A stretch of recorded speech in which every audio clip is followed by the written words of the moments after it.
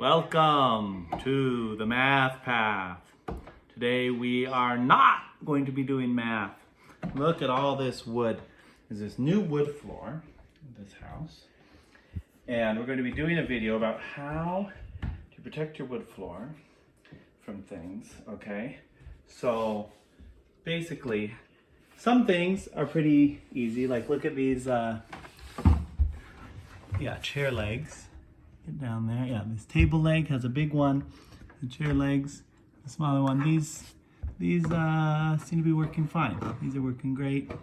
They cup the whole thing, you know, and so they're going to work a lot better than the ones that attach just to the bottom for various, reasons of physics. So, but what about something like this right here? Look at this bench. What about things that have irregular shaped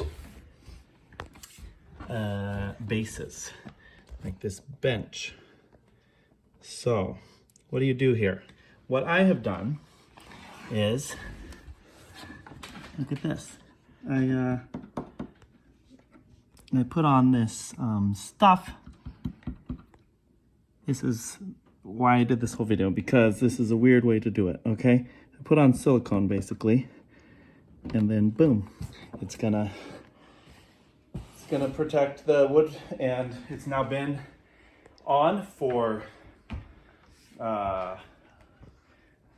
over a month or something? Yeah. About a month. And this bench used to shift around all the time, and now it does not. It stays put exactly where it is, and it's not damaging the floor at all. So let's see how to do it. So you need a caulk gun, and you need a something, all right? So this, you can see, it's Loctite Power Grab. This was surprisingly expensive, not a good deal, but I'm just gonna say Loctite makes some good stuff, even though that makes me sound like a commercial for them.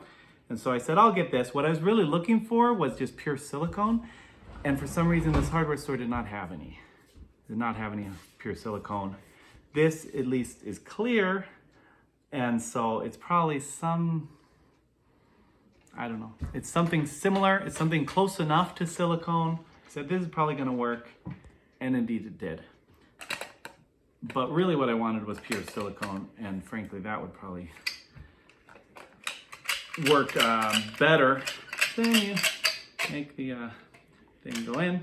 Oh, this will also be a product review of this. I tried buying this little Tool Time caulking cap. Let's see if that worked.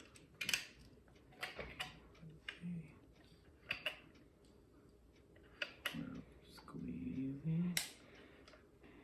Sure enough, it did not work. So the top of it is going to be hardened, so we're going to have to take that off or out, like always. So apparently you can do the same thing by just taking and turning upside down the lid of your thing and stuffing it in there, which is what I always did. Installing rain gutters, that's what we always did. And apparently that is just as good or better than this little thing, because it did not prevent it from drying up. So, wow, this is a bad caulk gun too. How do we even? This is dumb. How do we even get it to go backwards? This is like the worst video ever. You people, I hope, are fast forwarding to just start all over. This goes against my video philosophy, but this is so bad. I just want to relieve the pressure so that it won't suddenly spray out everywhere, which there it is, spraying out everywhere. Okay, whatever. We're just going to go over to it, okay? Here we go. So here's another bench like this. All right. Now we need to remove these stupid things. So let's stay there. Grab a pliers or something.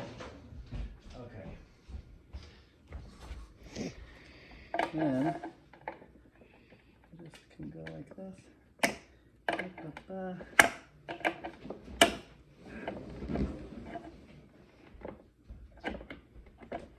Okay, get them off somehow, because those are not really helping us. So, can you see I'm doing this here? Extremely. Okay, you want to just hold that? Okay. Extremely ineffective way. Extremely. You know what?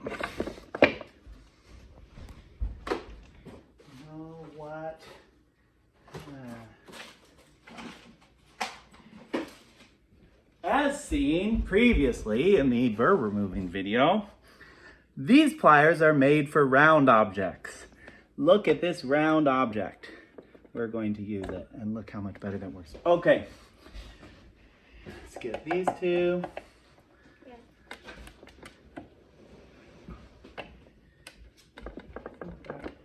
We lost a piece of it. Oh, bother. We lost the nail. Get the nail out too.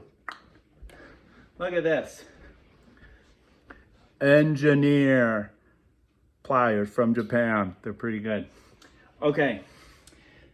Now what we do is let's put on this stuff. We don't even need it on the lower part because that's not going to touch. All we need it is on this higher part. Okay. And ideally, try to not touch it, because really by touching it like I just was, you're just kind of messing it up. So if you can just spray it on as a smooth bead, you're really better off. But I'm gonna touch it a little bit because it's not clear to me that it's really getting a good enough stick onto the enough surface area of the thing there. Okay, and I'm gonna have it go down there a little bit just in case for when if it's shifting around. This is gonna keep it nice and good. Okay, let's come over here. Let's do this side. Maybe we can do this side a little bit better to show you how you actually want to do it. So I'd put it down, get it so it really has some good surface area on there, and we'll go down the little ramp there. See? So this one will start out, and then the little ramp, and we'll go, and there we go. See, these are pretty good, so we're not going to have to mess with them at all. Maybe we'll have to mess a little bit by going like that. So looks pretty good. Pretty nice. Then all you do is you let it dry. In the case of this Loctite stuff, it took a little longer than I thought it would. Had to leave it for a couple days. Okay, I thought it'd be overnight, but I had to leave it for a couple days until it was really seemed dry enough to flip it over and put it on the floor. And if you can find pure silicone or whatever you find, we'll probably have in the instructions how long to make it go, but then you'll have this, there we go. This is gonna be, when it dries, it'll be kind of sticky enough that it won't shift around on the wood. But it's not gonna stick to the wood because it's dry, okay? So don't worry about that. It's not acting like a glue anymore. Once it's dry, it's just acting as kind of a rubbery surface for your furniture to rest on. So anyway, with that, you can, attach it to whatever thing you want with a crazy irregular surface, and you can put it on your wood floor and it will stay in one place and it won't damage or scratch the wood. There we go. Hope you enjoyed this horrible video. Maybe we'll do what it always says to do and make it into a short, because this probably should have been about a 30-second video. Okay, bye.